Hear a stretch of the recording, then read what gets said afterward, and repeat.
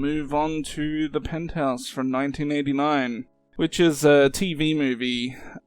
It centers around the daughter of a wealthy record producer who lives on the top floor of their building, obviously, because it's a penthouse. And she's visited by an old friend who's just escaped from a mental facility. And I guess you could say he's got a bit of a unhealthy obsession with her. He ends up having to take her hostage to prevent her father and the law from getting inside and breaking them apart again, like they got broken up when they were much younger. Now, I've seen this twice now. I did watch it once. Might have been a year or two ago. I can't remember exactly how long. It would have been probably at least a year ago. And it's okay, I guess. It's a TV movie, which I think in itself makes it a bit limited in terms of violence and things like that. Even though I'm not sure exactly what this is rated, but it kind of feels like they're trying not to go too far in the movie. Like they want to keep a certain range of audience. So, I don't know. I feel like that might affect it a little bit, because there is a portion to the movie where it's just like, okay, they're both in this penthouse and there's not really a whole lot going on. They're having conversations back and forth, and we see the cops from the other side of the road or wherever they're situated at, just discussing how they're gonna kind of resolve everything. And there's a few lulls throughout. I guess you could say it's a little dry at certain points, but overall, it's an okay movie. It's something you could, I guess, kill time with, but it's ultimately forgettable. I think for what this is, late 80s, decently low budget TV movie thriller, I think it's okay. The one thing I'll give it, I guess, a lot of credit for is that the guy who played Joey, David Hewlett, I thought he was pretty decent. You could really get the mentally unstable vibe from him. I think he did a pretty good job. And even though he wasn't, well, I guess he was violent at times, but for the most part, there was more emotional disturbance going on with him. At times I even thought he was somewhat sympathetic. Obviously there's some mental thing going on. He has no control over it. So, I don't know. It's just, I think he's the one, I guess, highlight of this. Otherwise, I think you're pretty much right. There's some okay parts in the movie, but it's an hour and a half long. It's just sluggish. There's a few exciting scenes, but there's not that many. It's just forgettable. I can't imagine this making anybody's favorite thrillers list. I just don't see it. By the way, what's up with her name, Dinah? Was she conceived in a diner? Did her parents have a love of 50s diners or something? I've got nothing. Maybe somebody was in the kitchen with her. Yeah. I'm sure it's not spelled the exact same way as a diner, but it just, I don't know. It's the name for some reason got on my nerves a little bit.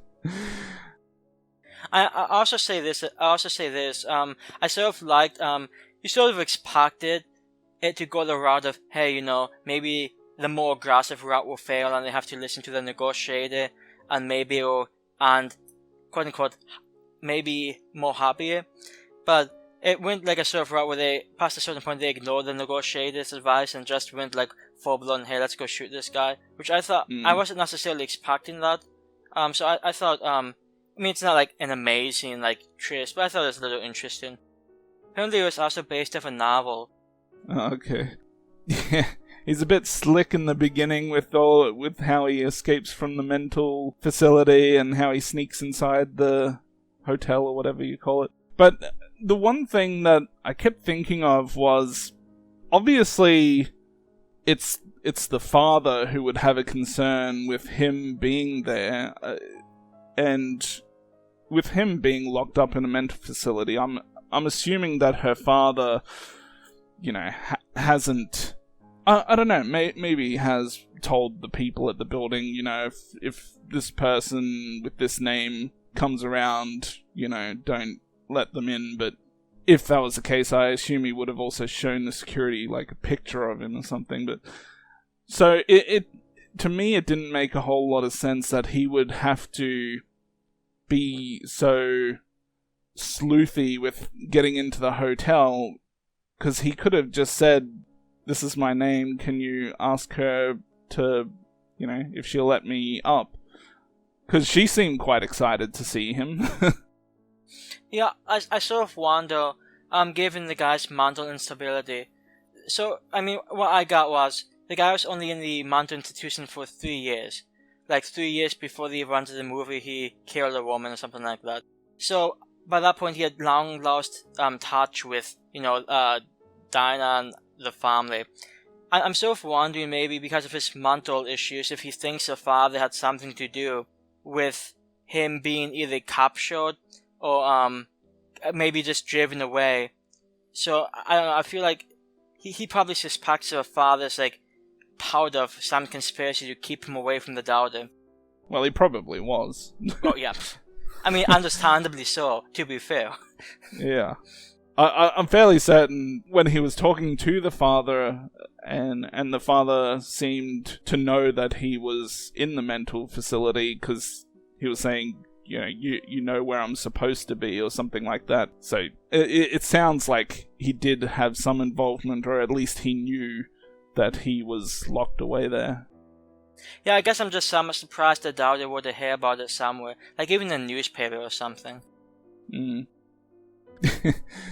I like the well, it's hard to say what happens at the end without spoiling it, so well, if you don't want to spoil it, just mute for the next 10 seconds. I really enjoyed the quick shot of him falling off the building.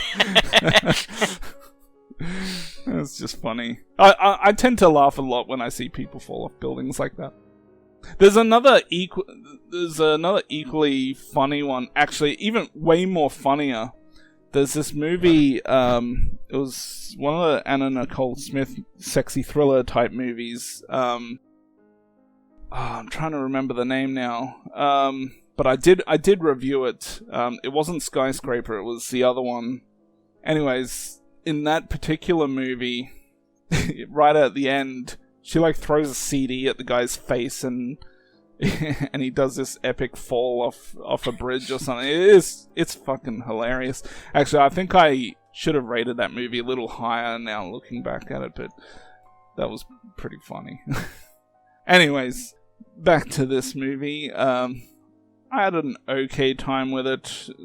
It's a rather forgettable movie, but you can waste a bit of time with it, and it's got a few thrills, few suspenseful moments, but nothing too major.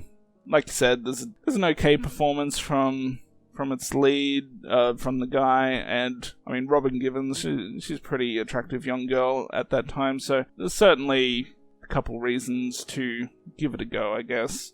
But I'm gonna give it a 6 out of 10, and I think that's fair. I'm going to give it the exact same rating, and I'll just say, for what it is, I think it's effective. It's not really the type of movie I would generally watch, but it was still okay. I think it's still below average, but it's not like it's a terrible movie. I don't see myself watching it again anytime soon, but for a TV-made thriller, it's fine. 6 out of 10. Have you ever been to a Penthouse? No. I like the optimism, though. I think I have once. I can't recall now. I'm losing brain cells, I think. I was wondering if you drunk or dragged up to one or something.